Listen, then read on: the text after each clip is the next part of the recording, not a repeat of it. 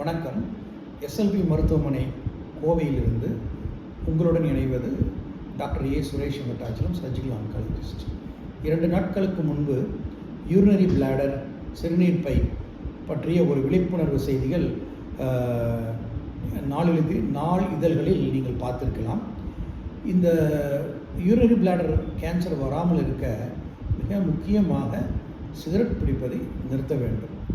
இரண்டாவதாக இந்த பொல்யூஷன், நீரிலே மாசுபடுதல், நிலத்தில் மாசுபடுதல் போன்ற இடங்களிலிருந்து நாம் தவிர்க்க வேண்டும். அப்படியே ஒருவேளை யூரினரி பிளாடர் கேன்சர் வந்தாலும் அதை சரி செய்வது மிக எளிது. அறுவை சிகிச்சை செய்தோ அறுவை சிகிச்சை இல்லாமலேயே அவை சரி செய்ய வாய்ப்பு அதிகமாக இருக்கிறது.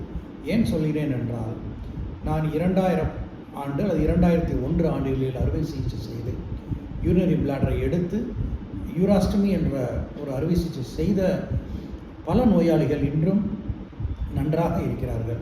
இது முற்றிலும் குணமாகக்கூடிய ஒரு நோய். ஆரம்பத்திலேயே இது எப்படி கண்டறிவது? சிறுநீர் கழிக்கும் போது ரத்தம் வந்தால் உடனே ஒரு ஸ்கேன் அல்லது சம்பந்தப்பட்ட மருத்துவரை அணுகி நமக்கு யூரினரி பிளாடர் கேன்சர் அல்ல என்பதை உறுதி செய்ய வேண்டும். இது ஒரு விழிப்புணர்வு செய்தியாகும். நன்றி.